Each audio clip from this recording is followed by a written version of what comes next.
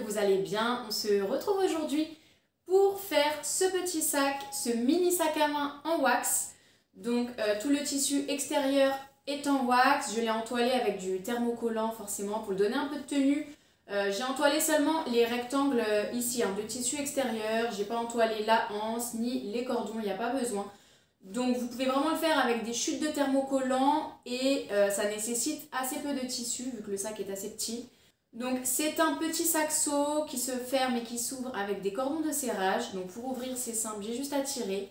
L'intérieur du sac est doublé. Donc vous pouvez utiliser vos chutes de doublure pour l'intérieur, c'est très bien. Moi j'ai utilisé la doublure d'un vieux vêtement que je portais plus et j'avais gardé la doublure parce que elle était unie et je m'étais dit que ça pourrait servir de doublure pour un sac justement. En plus j'aime bien la couleur de la doublure.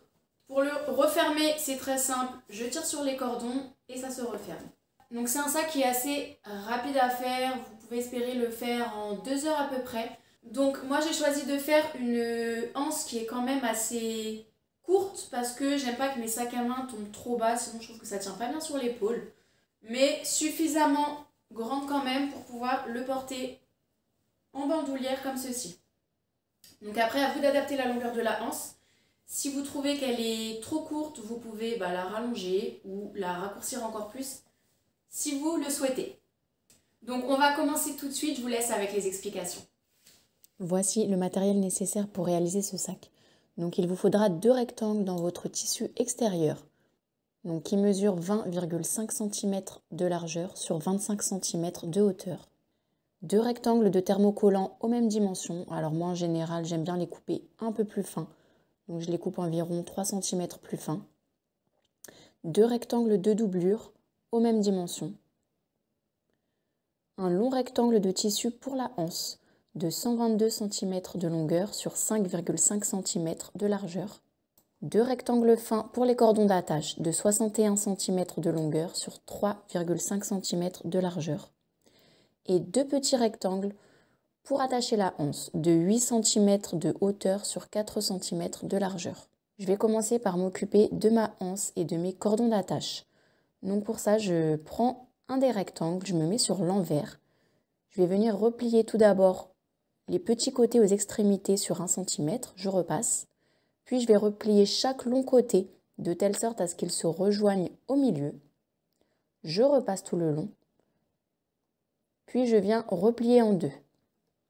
J'épingle tout le long et je vais faire ma couture tout le long. Donc je fais ça avec mes 2 cordons d'attache et avec ma anse.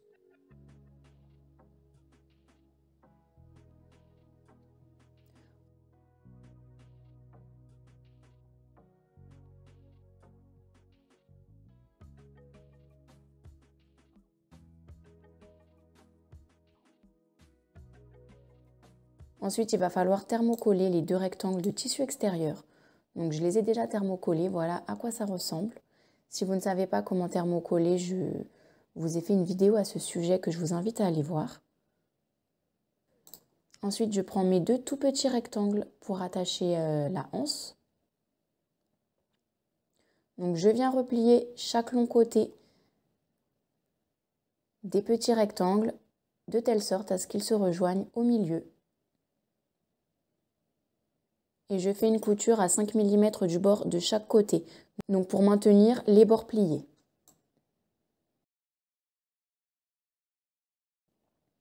Je reprends mes 2 rectangles de tissu extérieur et je viens prendre les 2 tout petits rectangles que je viens de former. Je vais les plier en 2 et je vais les épingler sur le bord de l'un des rectangles, donc à une distance de 7 cm à partir du haut du rectangle. Donc j'épingle les 2 et je viens faire une couture à 5 mm du bord pour accrocher mes petites attaches. Donc comme vous voyez, je fais dépasser un peu les attaches sur le côté parce que je pense qu'elles sont un peu grandes. Donc la partie pliée des attaches est dirigée vers le centre des rectangles.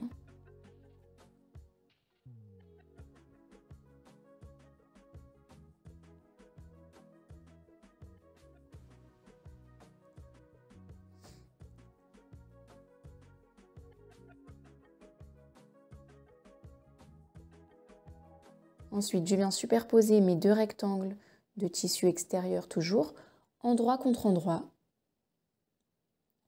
Et je vais faire une couture sur les côtés et en bas.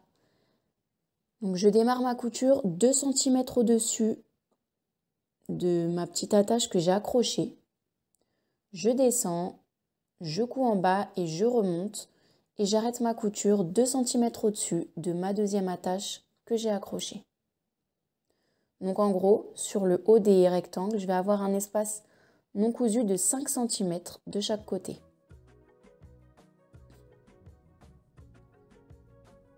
Donc j'ai fait ma couture au point droit.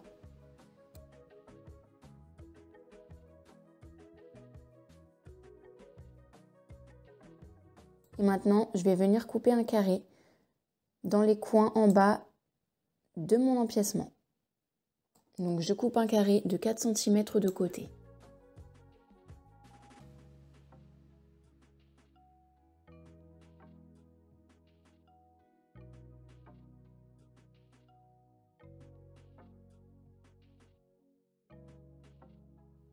Ensuite, je vais venir aplatir les angles que je viens de couper.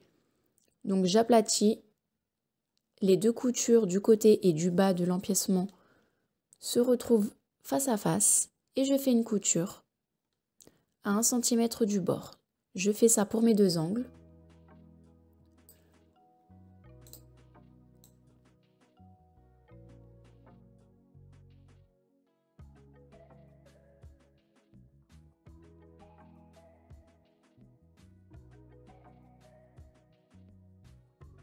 Puis je retourne mon empiècement à l'endroit. Ensuite, je viens prendre mes 2 rectangles pour la doublure et je vais répéter le même processus. Donc je superpose les 2 rectangles endroit contre endroit. J'épingle sur les côtés et en bas et je vais venir coudre à 1 cm du bord. Je laisse un espace non cousu de 5 cm sur le haut de mes rectangles. Je coupe mes carrés de 4 cm dans les coins en bas. Puis je viens aplatir les angles et faire ma couture.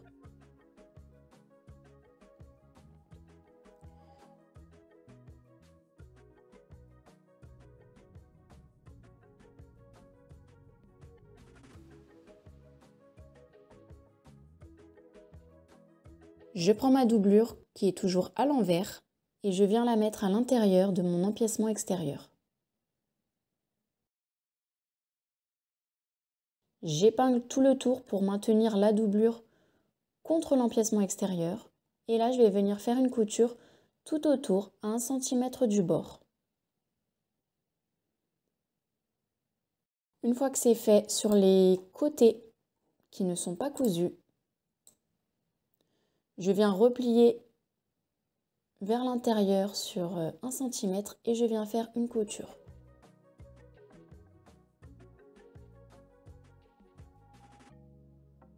Donc ça nous servira à ne pas avoir les bords bruts.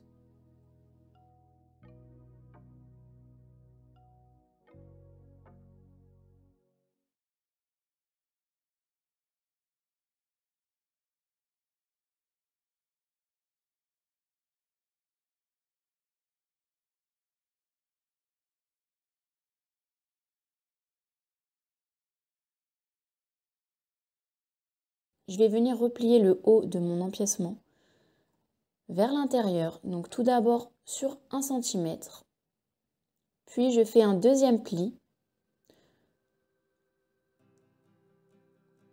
de telle sorte à ce que le pli arrive au niveau du commencement de ma couture.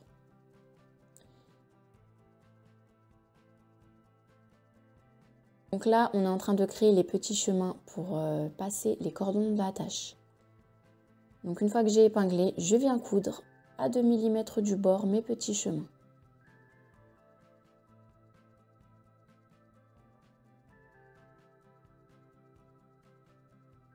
Une fois que c'est cousu, je prends mes 2 cordons d'attache et une épingle à nourrice. Je viens enfiler un cordon d'attache sur l'épingle à nourrice et je glisse l'épingle dans un des petits chemins qu'on a fait. Le but, ça va être de faire tout le tour et de faire ressortir le cordon du même côté, là où on l'a fait entrer. Et ensuite, avec le deuxième cordon, je ferai la même chose, mais en l'insérant de l'autre côté. Donc là, quand vous faites avancer l'épingle dans le petit chemin, il faut y aller vraiment doucement et précautionneusement. On n'a surtout pas envie que l'épingle s'ouvre à l'intérieur du chemin. Je fais un nœud au bout de mes cordons pour être sûr qu'il ne bouge pas.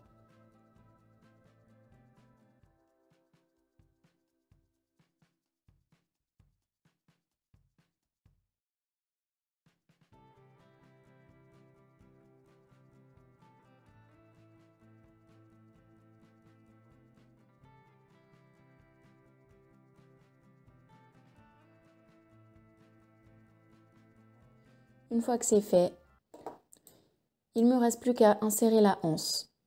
Donc je viens la glisser dans les petites attaches de anse. Et je fais un nœud à chaque extrémité. Si besoin, je fais même 2 nœuds si le nœud est trop petit.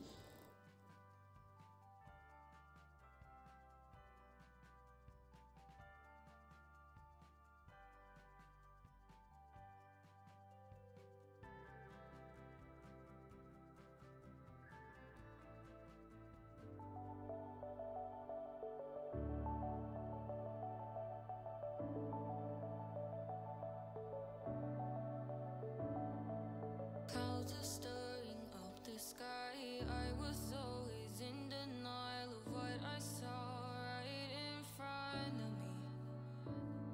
And every time I'm so damn lost to what I loved and what I lost. But let's get lost in love tonight. Hear a second voice inside my head.